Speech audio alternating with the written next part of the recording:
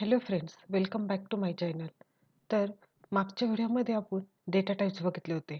Integer, float, double, character असे multiple data types available आहेत. त्यानंतर आपण डेटा टाइप बघताना असं व्हेरिएबल डिफाईन केलं होतं की integer A is equal to 10. Okay, तर ते काय असतं हे आज आपल्याला समजून घ्यायचं आहे. किंवा मेथडमधले जे व्हेरिएबल आहेत ते मेथडमध्ये आपण डिफाईन केलेले ते मेथडच्या आउटसाईड आपल्याला ॲक्सेस होता की नाही, क्लासचे व्हेरिएबल कुठे ॲक्सेस होतात, स्टॅटिक व्हेरिएबल आपण कसे ॲक्सेस करू शकतो, हे सगळं आपल्याला ह्या व्हिडिओमध्ये बघायचं आहे. तर व्हेरिएबलची फर्स्ट डेफिनेशन बघूया. व्हेरिएबलची डेफिनेशन ही आहे की it is a reserve area allocated in memory. It is a name of a memory location. तर हे आपण डायग्राम थ्रू समजून घेऊया. सपोज ही एक मेमरी आहे. ओके, आणि याच्यामध्ये मी integer A is equal to 10 नावाचा एक व्हेरिएबल डिफाईन केला आहे. ओके, तर तो कसा डिफाईन होईल, याला नाव येईल ए, आणि तिची जी 10 व्हॅल्यू आहे मीन्स लिटरल. ओके, याला आपण ह्या व्हॅल्यूला काय बोलतो, आपण लिटरल. ओके, ते ह्याप्रमाणे डिफाईन होत असतं. म्हणजे ही इंटिजर जी आहे ही व्हॅल्यू ती इथं मेमरी लोकेशनमध्ये सेव्ह होणार आहे. ओके, ती मेमरी अलोकेट करणार आहे, तेवढी मेमरी ती रिझर्व करून ठेवणार आहे. त्याला आपण काय बोलतो, व्हेरिएबल म्हणतो. आपण परत एकदा डेफिनेशन बघूया. It is a reserve area allocated in memory. It is a name of a memory location. Okay, तर व्हेरिएबलचे 3 टाईप पडतात. एक म्हणजे लोकल व्हेरिएबल, इन्स्टन्स व्हेरिएबल आणि स्टॅटिक व्हेरिएबल. ओके, तर ते आपण वन बाय वन बघूया. ओके, तर लोकल व्हेरिएबल म्हणजे काय असतं की it is a declare inside the method body. ज्या मेथडच्या बॉडीमध्ये, सपोज मी असं मेथड लिहिली, सपोज इथे की इंटिजर, सॉरी मेथड लिहायची आपल्याला, व्हाईड ॲड नावाची मी एक मेथड लिहिली, आणि याच्यामध्ये मी जर व्हेरिएबल डिफाईन केला integer A is equal to 10.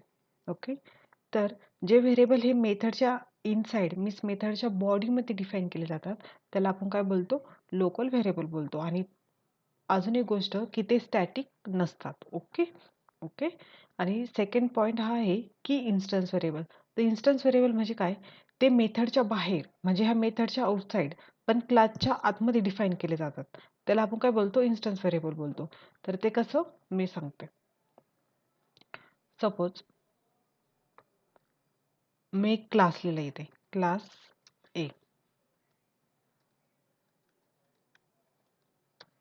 आणि मी इथे एखादा व्हेरिएबल डिफाईन केला integer B A is equal to 10. आणि सपोज इथे मेथड आहे एखादी व्हाईड ॲडच नावाची मेथड घेऊया. ओके, तर जे व्हेरिएबल हे मेथडच्या आउटसाईड पण क्लासच्या इनसाइड असतात त्याला आपण काय बोलतो, इन्स्टन्स व्हेरिएबल बोलतो. आणि अजून एक गोष्ट, ते स्टॅटिक नसतं, त्याच्यासमोर स्टॅटिक लिहिलेलं नसतं. ओके, आणि स्टॅटिक व्हेरिएबल म्हणजे काय, सिम्पली ते स्टॅटिक असं म्हणून आपण डिफाईन करतो, static integer B is equal to 0. आपण ह्याप्रमाणे जे व्हेरिएबल डिफाईन करतो त्याला काय बोललं जातं, स्टॅटिक व्हेरिएबल बोललं जातं. हे तुम्हाला समजलंच असेल. याचे मी नोट्स प्रोव्हाइड करेन. तर आपण आता प्रोग्राम थ्रू बघणार आहोत की व्हेरिएबल कसे डिफाईन केले जातात. ओके, तर आपण प्रोग्रामला सुरुवात करूया. तर मी एक क्लास डेमो नावाचा क्लास क्रिएट करते. त्यामध्ये मी काय करते, एक ॲड नावाची मेथड आणि दुसरी मल्टिप्लिकेशन नावाची मेथड, दोन मेथड मी बनवणार आहे. तर मेथड कशा बनवायच्या, void means return type, add curly braces, sorry round bracket, आणि नंतर दोन कर्ली ब्रेसेस. आणि त्यानंतर मला एक मल्टिप्लिकेशन नावाची पण मेथड बनवायची आहे. तर मी त्याला मल्टिप्लिकेशन असं नाव देते. कधी पण मेथड डिक्लेअर करताना स्मॉल लेटरमध्येच डिफाईन करायची आहे, हे लक्षात ठेवायचं. तर प्रोग्राम पहिला सेव्ह करून घेते, डेमो.जावा.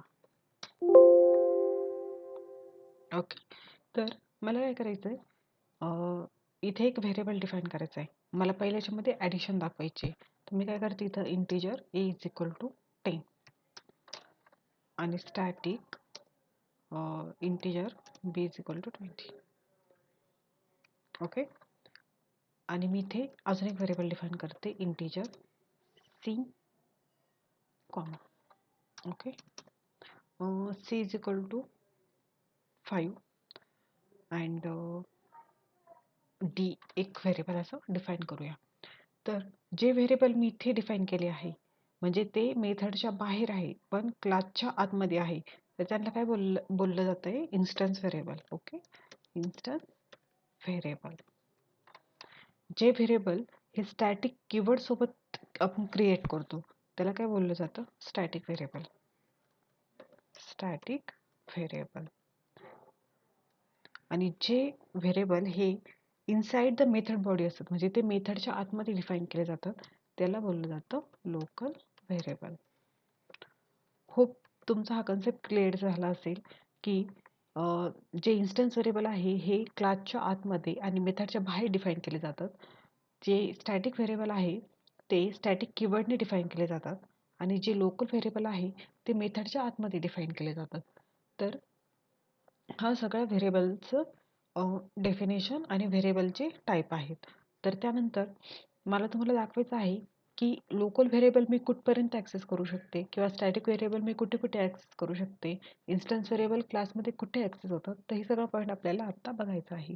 तर मला काय करायचं आहे की डीमध्ये मला ए प्लस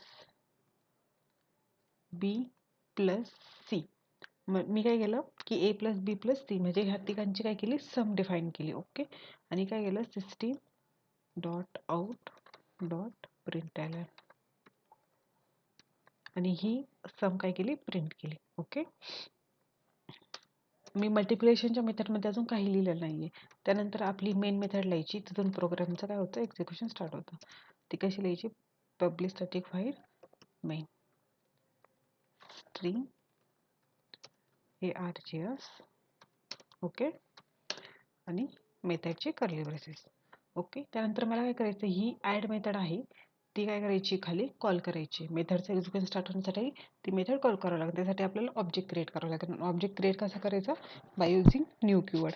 5 टाईपने ॲक्च्युली ऑब्जेक्ट क्रिएट होतात पण जास्त करून न्यू कीवर्डच यूज करतात, ही गोष्ट लक्षात ठेवा. तर आपल्याला काय करायचं? ऑब्जेक्ट क्रिएट करायचा. तो कसा करायचा? Demo D is equal to new demo. Okay, आणि त्यानंतर डी डॉट जी ही ॲड मेथड आहे ती काय करायची? आपल्याला कॉल करायची. Okay, simple. त्यानंतर प्रोग्राम सेव्ह केला, अल्टर टॅप केलं, कॉमन प्रॉम्प्टवर यायचं आहे. इथे जावा सी कंपायलेशनसाठी डेमो डॉट जावा टाकायचं. जर प्रोग्राममध्ये काही एरर असेल आपल्या तर इथे शो होणार आहे. ओके, आता माझ्या प्रोग्राममध्ये काही एरर नाही, मला शो झाली नाही. त्यानंतर जावा रन करण्यासाठी आणि प्रोग्रामचं नाव किंवा ज्यामध्ये मेन मेथड असते त्याचं नाव. तर 35 आउटपुट आलं आहे. तर हे आउटपुट राईट आहे का? 5 + 20 + 10 35 म्हणजे इन्स्टन्स व्हेरिएबल हे मेथडच्या आतमध्ये ॲक्सेस होत आहे आणि दुसरी गोष्ट म्हणजे स्टॅटिक व्हेरिएबल पण मेथडच्या आतमध्ये ॲक्सेस झालेले आहे. ओके, तर आता आपल्याला काय करायचं आहे की मल्टिप्लिकेशनमध्ये मी अजून एक व्हेरिएबल डिफाईन करते ई नावाचा. ओके, आणि त्याला व्हॅल्यू देते 10 आणि एफ व्हॅल्यू स्टोअर करण्यासाठी घेते. आणि आता काय करते की F is equal to A into B into C into E करते. ओके, आणि सेम जी व्हॅल्यू आहे ती काय करते? प्रिंट करते. इथे एफ प्रिंट करायचं आहे. तर आपल्याला आता बघायचं आहे की जी ही सीची जी व्हॅल्यू आहे ती आपल्याला इथे ॲक्सेस होणार आहे का नाही? तर ती होत नाही. लक्षात ठेवा, मेथड जी इथे आपण डिफाईन केलेली आहे ही जी हे व्हेरिएबल जे इथे डिफाईन केलेलं आहे हे फक्त एवढ्या मेथडसाठीच ॲक्सेस असतं. हे इथे बाहेर ॲक्सेस होणार नाही आहे. हे कारण की काय आहे? लोकल व्हेरिएबल आहे. त्याच्यामुळे ते फक्त लोकलीच ॲक्सेस होणार आहे. ओके, आणि ते मेथडच्या आउटसाईड ॲक्सेस होणार इथे नाही आहे. तर ते तुम्ही आउटपुट थ्रू बघू शकता. मी जेव्हा कंपायलेशन करेल तेव्हा आपल्याला variable can not define directly सांगितलं आहे सीला. ओके, तर ह्याप्रमाणे तुम्हाला एरर येईल. पण आता जर मी सी काढला इथून, परत अल्टर टॅप केलं, कमांड प्रॉम्प्टवर आले आणि जावा सी केलं तर तुम्ही बघू शकता ती एरर गेलेली असणार आहे. पण आता आपल्याला काय करायचं इथे? आपण ॲड मेथड टाकली आहे पण अजून मल्टिप्लिकेशनच्या मेथडला कॉल नाही केलेलं. ते कसं करायचं? डी डॉट मल. ओके, मेथडचं नाव. अल्टर टॅप करायचं, इथे यायचं आणि इथे परत कंपायलेशन करावं लागेल आपल्याला आणि त्यानंतर रन करायचं. तर इथे त्याची मल्टिप्लिकेशन आपल्याला भेटणार आहे. ओके, तर ह्याप्रमाणे इन्स्टन्स व्हेरिएबल हे मेथडच्या आउटसाईड डिफाईन केले जातात आणि ते होल क्लासेसला काय होतं, ॲक्सेस होतात. स्टॅटिक व्हेरिएबल पण होल क्लासेसला ॲक्सेस होतात कारण की त्यांची मेमरी एकदाच क्रिएट होते आणि ते विदाऊट ऑब्जेक्ट ॲक्सेस होतात, हे लक्षात ठेवा. आणि तिसरी गोष्ट म्हणजे लोकल व्हेरिएबल हे फक्त लोकल म्हणजे ते फक्त मेथडपुरतेच मर्यादित असतात. ते आउटसाईड द मेथड आपण कॉल करू शकत नाही. ओके, तर व्हेरिएबल आणि व्हेरिएबलचे टाईप मी आज तुम्हाला एक्सप्लेन केले आहे. तुम्हाला काही डाऊट असेल तर तुम्ही मला खाली कमेंटद्वारे विचारू शकता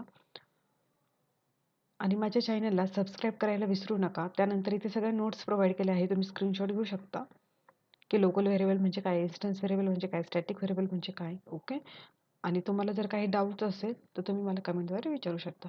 thank you so much for watching my video.